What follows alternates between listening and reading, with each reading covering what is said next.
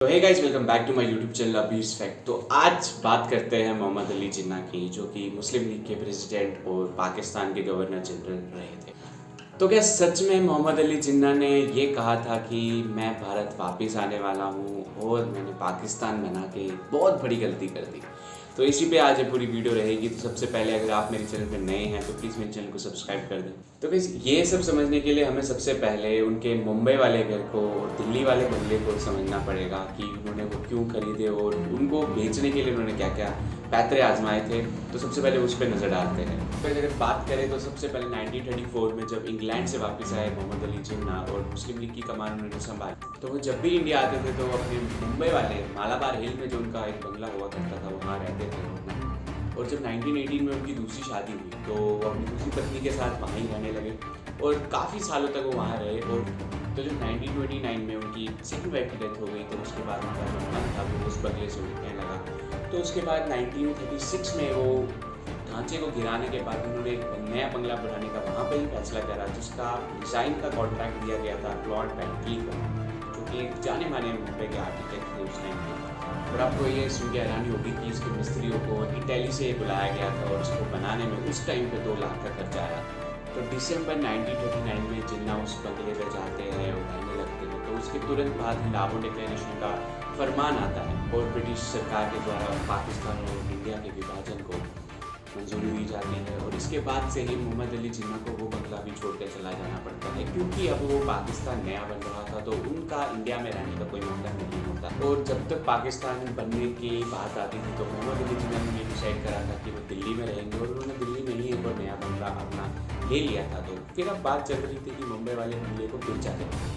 तो बेचने के लिए हैदराबाद के निज़ाम से उनको एक बार 8.5 लाख की डील मिली थी, बट उन्होंने वो खारिज कर दी, क्योंकि उन्होंने ये कह के खारिज कर दी कि इसकी कीमत ही, इसकी ज़मीन की कीमत ही 15 लाख है और आप मुझे 8.5 लाख रुपये में ये पूरा घर लेने को बोल रहे हैं। और दुविधाएं बढ़ती गई, क्योंकि आप लोग मुंबई में भी नहीं रह सकते थे, क्योंकि अब पाकिस्तान बनने की शुरुआत हो चुकी थी।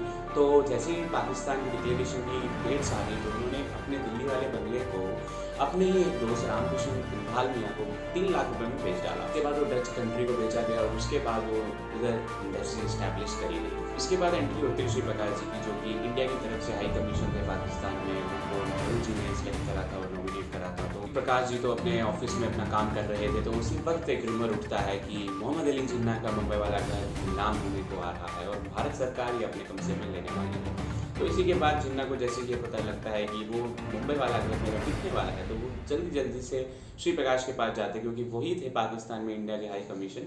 तो वहाँ कर जाके उनसे गिड़गिड़ा कर ये बोलते हैं कि प्लीज़ नेहरू को बोले मेरा दिल ना दुखाए, इस बंगले को ना बेचे, क्योंकि इसके साथ, मुंबई के साथ और इंडिया के साथ मेरी बहुत ज़्यादा यादें जुड़ी हुई है और मैं अपने आखिरी के दिन वहीं बिताना चाहता हूँ। तो इसी व्यंग के साथ श्री प्रकाश भी आगे ये बोलते हैं कि क्या मैं ये समझूँ कि आप वापस इंडिया आना चाहते हैं? तो मोहम्मद अली जिन्ना भी यही बोलते हैं कि हाँ, तुम ये समझ सकते हो। इसके बाद काफ़ी सारी बार मोहम्मद अली जिन्ना ने मुस्लिम लीग की अध्यक्षता में ये बहुत बार बोला कि मैंने पाकिस्तान बनाने के लिए बहुत ही ज़्यादा मेहनत करी, लेकिन ये मेहनत मेरी बेकार गई, क्योंकि मैं पाकिस्तान बनने से खुश नहीं हूँ। मैं अभी भी भारतीय हूँ और मैं कभी भी भारत वापस जा सकता हूँ और मैंने ये तय किया है कि मैं अपने आखिरी के दिन भारत में ही बिताना चाहता हूँ। पर बहुत सारी बातें ऐसे बताती है कि जिन्ना ने जब श्री प्रकाश के साथ मुलाकात करी थी तो उन्होंने ये भी बोला था कि नेहरू को पुराने गिले शिकवे माफ़ करते हैं और अपनी दोस्ती के लिए एक कदम और आगे बढ़ाते हैं। तो क्या आपको लगता है कि मोहम्मद अली जिन्ना के मन में क्या चल रहा है? मोहम्मद अली जिन्ना के कहने पर ही जवाहरलाल नेहरू ने उस बंगलों को स्थायी रखा और ये कहा कि हम इसे एज अ रेंट देंगे और पारसी परिवार को वहाँ पर बसने का न्योता दिया गया। 3,000 रुपये उसका किराया तय किया गया। लेकिन जैसे ही किराए की बात आई, मोहम्मद अली जिन्ना 11 सितंबर 1948 उनकी डेथ हो गई और ये डील यहाँ ही ख़त्म हो गई।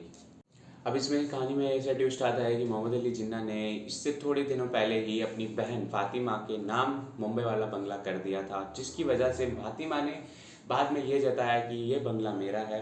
और इसके बाद इवैक्यूएट प्रॉपर्टी एक्ट भारत सरकार ने लाई, जिसके तहत ये बोला गया था कि जो इंडिया से पाकिस्तान चले गए हैं उनकी प्रॉपर्टी जो कि इंडिया में है वो इंडिया में रहेगी और वो सीधे भारत सरकार की कस्टडी में रहेगी। भारत सरकार ने 1955 में ब्रिटिश हाई कमीशन को एज रेंट पे दे दिया और 1962 में फातिमा ने उल्टा high court Mumbai high court में इसके ऊपर केस कर दिया और 1968 में एक और एनिमी प्रॉपर्टी एक्ट लाया गया भारत सरकार द्वारा, जिसमें यह कहा गया है कि अगर कभी भी भारत देश पे किसी भी देश ने हमला करा है या फिर कोई भी आर्थिक स्थितियों पे हमला करा है तो उसकी प्रॉपर्टी जितनी भी इंडिया में होगी वो सीधे सीधे भारत सरकार की कस्टडी में आ जाएगी, बिना किसी खेद और बिना किसी एडमिनिस्ट्रेशन ऑर्डर के। एंट्री होती है दीना वाडिया की, जो कि मोहम्मद अली जिन्ना की इकलौती बेटी थी, जिन्होंने पारसी परिवार में शादी करके इंडिया में बसे और इंडिया में बसने के बाद वो ये दावा करती है कि 2016 में भारत सरकार ने एक अमेंडमेंट लाई किसमें, एनिमी प्रॉपर्टी एक्ट में, और उन्होंने ये दर्शाया कि अब एनिमी प्रॉपर्टी एक्ट में अगर किसी भी देश ने भारत को आर्थिक स्थिति या किसी भी तरह की नुकसान पहुंचाया है तो उसकी जितनी भी प्रॉपर्टी इंडिया में होगी वो सीधे सीधे भारत सरकार की होगी और भारत सरकार उस पर कुछ भी कब्जा कर सकती है। तो गाइस कैसी लगी आपको वीडियो? अगर अच्छी लगी तो प्लीज़ कमेंट ज़रूर करना, प्लीज़ इस वीडियो पे कमेंट करना और अपनी राय ज़रूर देना कि ये वीडियो कैसी लगी, और अगर मैं इसी सीरीज़ को आगे कंटिन्यू करूँ तो प्लीज़ ज़रूर बताना। और अगर आप मेरे चैनल पे नए आए हैं तो प्लीज़ मेरे चैनल को सब्सक्राइब करें, मेरी इस वीडियो को लाइक करना और इस वीडियो को बहुत ज़्यादा शेयर करना, और बहुत सारी अमेजिंग वीडियोस में लेकर आने वाला हूँ। तब तक के लिए देखते रहिए बीर्स फैक्ट।